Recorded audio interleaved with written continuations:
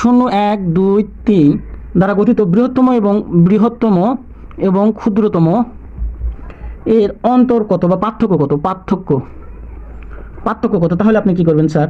তাহলে একই কাজ করবেন। তাহলে 3, 2, 1, 0 আর ক্ষুদ্রতম হচ্ছে 1023। এবার আপনি যদি বিয়োগ করেন, বিয়োগ মানে তো পার্থক্য, বিয়োগ করলে পাবেন কত? 2188। এটাই আপনার আনসার।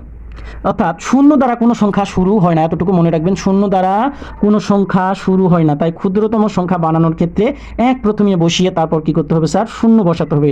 তাই শূন্য অর্থাৎ ক্ষুদ্রতম সংখ্যাটি হচ্ছে 1023, 1023 এবং বৃহত্তম সংখ্যাটি হচ্ছে কি স্যার?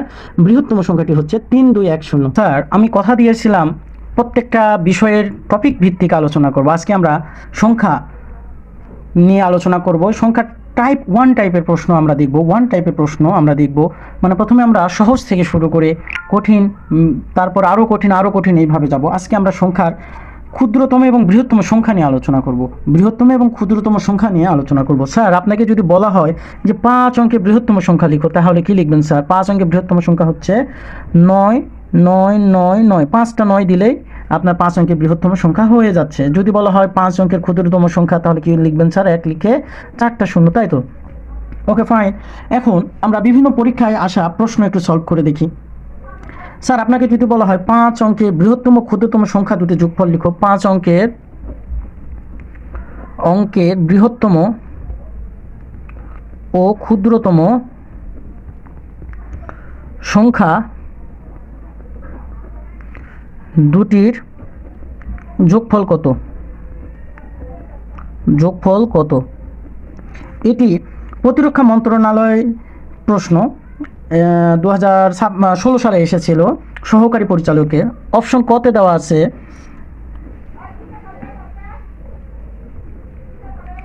অপশন খ, অপশন গ এবং অপশন ঘ। আচ্ছা, আমরা এটি কি করব স্যার? এটা একটু যোগ করব। তাহলে 5 অঙ্কের বৃহত্তম সংখ্যা আমাদের কত? 5টা 9। আর ক্ষুদ্রতম সংখ্যা আমাদের কত স্যার? ক্ষুদ্রতম সংখ্যা আমাদের কত? 1 লিখে 4টা 0। তাহলে আমরা এখানে বিয়োগ করলে পাবো কি স্যার?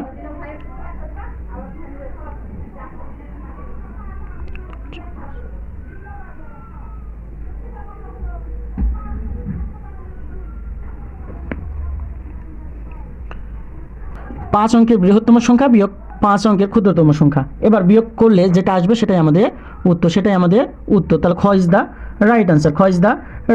এবার আপনাকে যদি বলা হয় যে 6 অঙ্কের ক্ষুদ্রতম সংখ্যা, যদি আপনাকে বলা হলো 6 অঙ্কের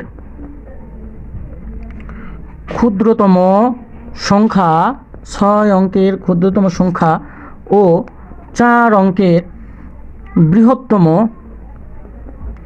সংখ্যার অন্তর কত? স্যার, আপনি অন্তর মানে কি জানেন স্যার? অন্তর মানে বিয়োগ। অন্তর মানে কি স্যার? বিয়োগ। অন্তর মানে হচ্ছে বিয়োগ। তাহলে আপনি কি করবেন? 6 অঙ্কের ক্ষুদ্রতম সংখ্যা লিখবেন, 1 লিখে 5টা 0। এবার কি বলছে? 4 অঙ্কের বৃহত্তম সংখ্যা, তার মানে 4 এর বিয়োগ করবেন 4 অঙ্কের বৃহত্তম সংখ্যা। এবার বিয়োগ করলে আপনার কত আসবে স্যার? এখানে আসবে 1, 0 আর এখানে 9।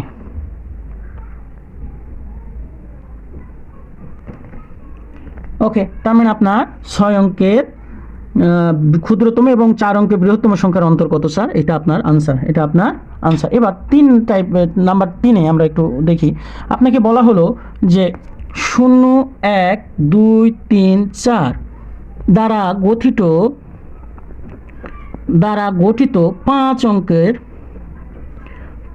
অঙ্কের বৃহত্তম ও ক্ষুদ্রতম সংখ্যার যোগফল কত? তাহলে আপনি কি করবেন স্যার? তাহলে আপনাকে আগে এই সংখ্যাগুলোর বৃহত্তম সংখ্যা আপনাকে আগে নির্ণয় করতে হবে। তাহলে বৃহত্তম সংখ্যা আমরা কি লিখব স্যার? যে 4, 3, 2, 1, 0। আর ক্ষুদ্রতম কি লিখব স্যার? ক্ষুদ্রতম লিখব স্যার? আগে তো 0 দেওয়া যায় না। আগে 0 দেওয়া যায় না। তাহলে 1, 0, 2, 3, 4।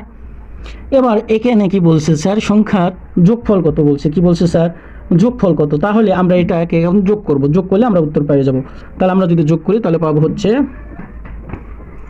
এটা আমাদের আনসার, এটা আমাদের আনসার। এখন আপনাকে যদি বলা হয় যে 0, 1, 2, 3 দ্বারা গঠিত বৃহত্তম এবং ক্ষুদ্রতম এর অন্তর কত বা পার্থক্য কত, পার্থক্য কত, তাহলে আপনি কি করবেন স্যার?